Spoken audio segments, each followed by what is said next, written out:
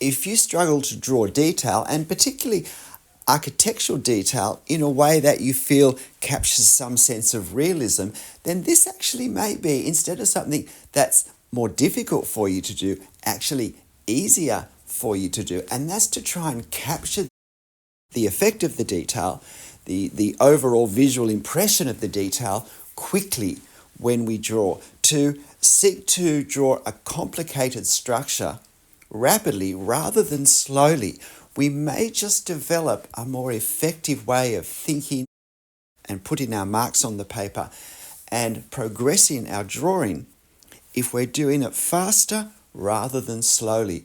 We can sometimes simply get bogged down and then we get lost in the detail, keeping the rhythm, keeping the pace fairly fast. So we have to keep pushing on to more things and seeing the overall drawing more than the tiny parts. That's always, I think, the danger in a complicated scene. We do get bogged down into the tiny parts and we lose sight of the overall. And yet it's the overall that gives the impression of the scene, of the object, whatever. So we must never lose sight of the big picture when we draw our picture. And that's easier to do when there's a lot of detail. So what I'm doing here is I'm starting with these pillars across the base. Now, I had planned to draw this pretty much same size, but I realized that I spread my pillars across a little too much, and so it does affect the scale of the drawing. So my drawing's going to be slightly larger.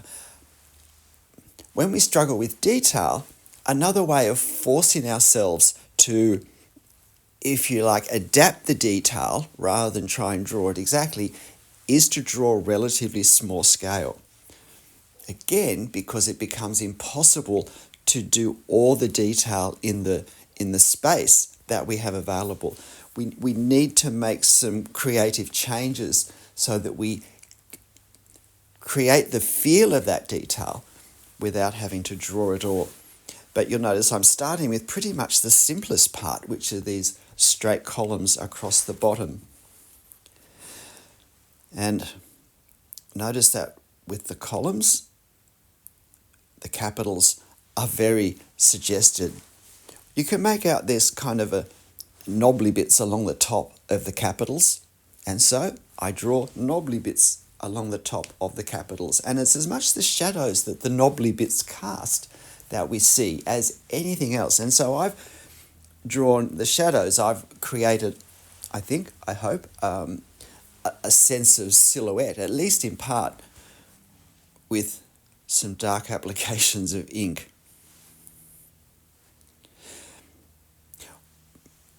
With architecture, particularly when there's a lot of ornamentation, often it's a lot of ornamentation over the top of more fundamentally simple shapes. And so that's what we need to put perhaps a little more time into, is creating the fundamental shapes correctly. So with these triangular arches that I've just drawn, needing to keep the shift that the different viewpoint of each of the sides of this commemorative structure in London accurate is important, because that's what we're going to see more. And particularly when there's a lot of ornamentation, we tend to see the straight lines more easily, simply because they're easier for our eye to grab. So we want to make sure that these straight lines are in the right place. And what we see in each of these arches is a bit different, because two are turned to the left, two are turned to the right, and so we see depth lines on different sides, but they're turned at different angles, and so we see different detail in each of them, and this is important to see. And you can see now that I'm creating the effect of some of the carving simply by accentuating the shadows that the carving gives. I'm using a 0.3mm pen for this. Look, it's probably slightly heavier than I would choose now. I sort of picked it up and I was playing with it, and then without thinking I turned the camera on and began to record using it. Probably a 0.2 or even a 0.1 might have been more helpful for this. Notice how when there's decoration that aligns on the structure on the horizontal, I tend to go across the whole structure doing that part of the ornamentation. And that's particularly so that I can make sure that the tops or the bases or the shadows, whatever it is that's going to be more visually obvious, lines up in the right way horizontally. Now look at that terrible line I've just done there. I've managed to get the top of it leaning to the right. So I adjust it. And what you'll notice is at the end, we hardly notice that little extra bit that's now sticking out at the top at all. But if I committed then to drawing the whole tower leaning to the right, we would certainly have noticed that at the end. So I'm doing some curvature lines here. The curviness of those lines as they move up increases slightly, and that's just one of the perspective principles being applied. And now I add the bit on the top. Again, very, very gestural approximation of the decorative elements we see on the top. So now I come in with more detail down the base, down near the columns. Now, I have drawn the tower part, if you like, the roofing part of this structure, just a little bit too wide. But there's nothing I can really do about that now. So that just gets put down to experience. And I console myself that this is a very quick drawing. This drawing took me 20 minutes in real time to do. So for something, even though it's a relatively small drawing, with as much detail, because we still need to do all the observation and we still need to observe carefully for everything we're going to actually put on the paper. And we've also got to work out how we're going to simplify what we're doing. But it's often by looking to see at a glance what's the obvious thing I see, read the decoration, and it's mostly the shadows. And therefore I create a lot of the feel of this by concentrating on putting the value for the shadows in rather than trying to draw the carvings that are cast in the shadows. And this includes the shadows of what's behind. Now, I'm certainly not going to have time to draw what's behind. In life, it's a wonderful dark contrast. The green creates a much darker value than anything on the carving, pretty much, than anything on the structure. So what I'm trying to do is hit the balance between aligning things fairly precisely, but also still drawing an approximate feel for what's there. I don't want to simplify parts of the carvings too much, part of the decoration too much, because I want to create the sense of all the ornamentation.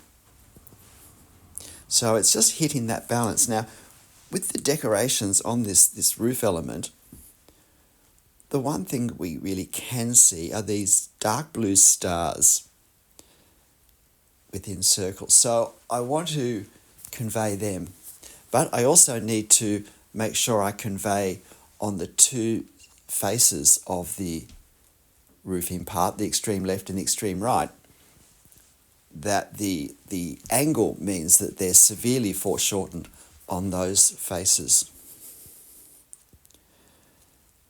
And I end up having a lot of trouble increasing the angles properly on these horizontal bands that encircle the roof. And the only reason I can think of is that it's freezing here this morning. And I was just physically starting to become a little uncomfortable while I was drawing. It was so cold, even though I had a little blow heater on my legs under the desk while I drew. As I moved up, it just seemed somehow harder to concentrate as large parts of my body iced over. I mean, it's 8 degrees here outside at the moment, which for late morning is very cold for Sydney, and I'm wear it, a lot of you are probably now saying, that's not cold. You don't know what cold is living in Australia. And I'm sure you're right. But it's as much as I can manage right now. Being physically comfortable is certainly a help when we draw, although it's not always possible. So we do need to just do our best at times. Now, I make a bit of a mess of this section. I think my pen, and maybe the reason I started to use this 0.3mm pen, is it's fairly dried out, which does mean I can get some nice lighter lines, some variation in my marks, which I think often adds interest and creates a more real effect, because all the lines that we see really in life and outlines and edges, they're not a heavy, smooth line. Shadows and light create, as well as the actual shapes, create differences in perception that sometimes a half dried out pen imitates nicely. So I'm trying to work out what I'm going to do here now. I've drawn this before, and ironically it's always this very base bit which I have the most trouble with, even though in lots of ways it's much simpler to look at than what we see above. It always does need a lot of observation, I think.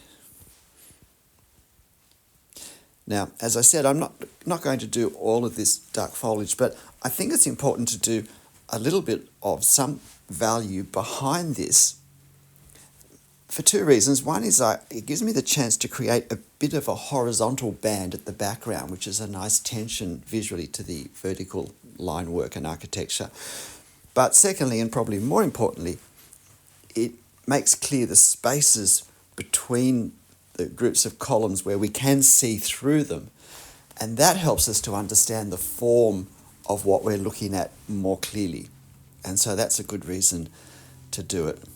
Of course, you'll find this photo on my channel community page. If you've enjoyed watching this, found it helpful, please hit the like button for me and help me out as well.